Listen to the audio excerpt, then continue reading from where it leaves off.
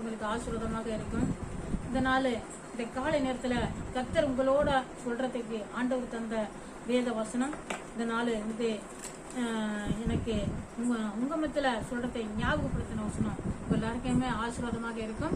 எரேமியா 17:5 ஒரு 2-3 வசனம் வாசிக்கிறேன். மனுஷமே நம்பிக்கை வைத்து மாம்சமானதை தான் புயபலமாக்கி கொண்டு கர்த்தரை விட்டு விளைகிற இருதயமுள்ள மனுஷன் சபிக்கப்பட்டவன் என்று கர்த்தர் சொல்லுகிறார். பாருங்க, மனுஷர்கள் மேல நம்பிக்கையா இருந்து கர்த்தரை விட்டு விளைகிறவர்கள் சபிக்கப்பட்டவர்கள்.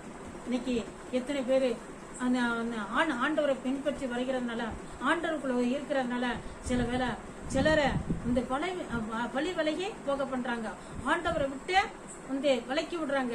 இப்ப இவர்களும் ஆண்டவரை நம்பாதபடி இந்த மனுஷரை நம்பி ஆண்டவரை விட்டு மனுஷரை நம்பி போறதுனால சபிக்கப்பட்டவர்கள், அவருக்கு நல்லாவே இருக்க முடியாதுங்கிறத இந்த வசனம் நம்ம வாசிக்கிறோம். ஆனா கர்த்தரை நம்புறதுனால, ஆண்டவரை நம்புறதுனால ஆண்டவர் ஒரு பொழுதும் அவரை நம்புற பிள்ளைகளை கைவிட மாட்டாரு. கண்டிப்பா அவர்கிட்ட வர்ற எல்லாருமே ஆண்டவரை ஆசீர்வதிப்பாரு, நல்லா வைப்பாருங்கிறத இந்த இடத்துல ஒரு 2 வசனத்தை வாசிக்கிறோம். 7வது வசனம் வாசிக்கிறேன். அதே அதிகாரம். கர்த்தர் மேல் நம்பிக்கை வைத்து கர்த்தரை தான் நம்பிக்கையாக கொண்டிருக்கிற மனுஷன் பாக்கியவான். நீங்க மனுஷரை நம்ப கூடாது, கர்த்தரை நம்பி பாருங்க. கர்த்தர் உங்களை நல்லா வைப்பாரு, ஆசீர்வாதமா வைப்பாரு.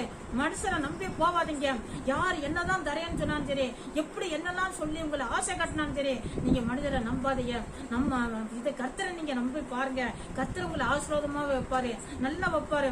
அவர்களை ஆச்சரியப்பட யாரும் உங்களை வந்து வழி விலகி பண்றதுக்கு உங்களை விலக்கி விட்டார்களோ, உங்களை பிரித்து விட்டார்களோ, உங்களை குழப்பி விட்டார்களோ, உங்களை இடால பண்ணார்களோ, அவர்களை வெக்கப்பட்டு போகத்தக்கதாக கர்த்தர் வந்து உங்களை ஆசீர்வதிப்பாரு. நீங்க அவரை நம்பி பாருங்க.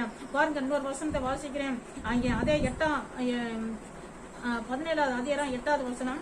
அவன் கர்த்தரை நம்புறவர்கள் அவன் தண்ணீராண்டையிலே நடப்பட்டதும் கால்வாய் ஓரமாய் தான் வேர்களை விடுகிறதும் உஷ்ணம் வருகிறதை காணாம இல பச்சையா இருக்கிறதும் மழை தாழ்ச்சியான வருஷத்திலும் வருத்தமின்றி தப்பாம கனி கொடுக்கிறதுமான மரத்தை போல இருப்பான்.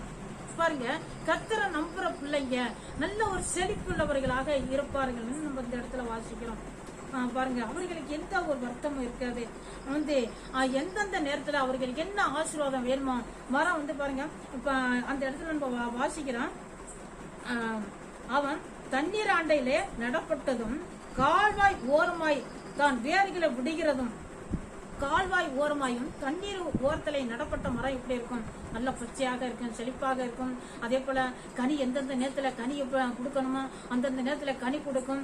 வந்து நம்மள சந்தோஷப்படுத்துறதா இருக்கும் அந்த மரம். அதே போல பாருங்க, வெயில் வர்றது உஷ்ணம், வெயில் வருகிறது கூட வருகிறதே காணாம இலை பச்சையாக இருக்கிறது. அப்ப இந்த தண்ணீர் ஓரத்துல, இந்த கால்வாய் ஓரத்துல இருக்கிற மரம் அதுக்கு வெயில் வர்றதும் வந்து ஒரு சூடா இருக்கிறதும் வந்து அதுக்கு தெரியாது. ஏன்னு சொன்னா இது கீழே ஈரம் இருக்கிறது, வேர்ல வந்து நல்ல தண்ணீர் குளுமையா இருக்கிறது, அது நல்லா பச்சையா இருக்கிறது. அதே போல மழை தாழ்ச்சியான வருஷத்திலும் வருத்தமின்றி தப்பாம கனி கொடுக்கறதுமான மரத்தை போல இருப்பான் அப்படிங்கறத நம்ம இந்த இடத்துல வாசிக்கிறோம். அருமையான தேவ பிள்ளைகளை, மனுஷரை நீங்க நம்பாம தேவனை நம்பி பாருங்க. நீங்க ஆண்டவர் மேல நம்பிக்கையா இருக்கிறனால நீங்க ஆசீர்வாதமாக நல்ல செழிப்பாக எல்லாரும் வெக்கப்பட்டு போறா, உங்களுக்கு எதிராக இருக்கிற எல்லாரும் வெக்கப்பட்டு போறா, எல்லார் மத்தியிலையும் உங்களை ஆசீர்வாதமாக செழிப்பாக வைக்கிறதுல இல்ல சந்தேகமே இல்ல. கர்த்தருடைய வசனம் நிறைவேறும். நீங்க ஆண்டவரை நம்புங்க, மனுஷரை நம்பாதீங்க. நான் உங்களுக்காக ஜெபிக்கிறேன். பரிசுத்தம் நல்ல பிதாவே, ஸ்தோத்திரம், நன்றி அப்பா. ஆண்டவரே, எனக்கு எத்தனை பேர் ஆண்டவரே அப்பா ஸ்தோத்திரம், ஆண்டவரை விட்டு ஆண்டவரை வழி தப்பி மனுஷர்கள் மேல நம்பிக்கை வச்சு மனுஷரை சாய்ந்து நிற்கிறார்கள் அப்பா. ஆண்டவரே, உண்மை பின்பற்ற மாட்டேங்கிறார்கள் ஐயா. ஆண்டவரே ஸ்தோத்திரம், உங்க மேல நம்பிக்கை வைக்க மாட்டேங்கிறார்கள் அப்பா. ஆண்டவரே, தன்னுடைய குடும்பத்தினார்கள் நம்புறார்கள் ஆண்டவரே.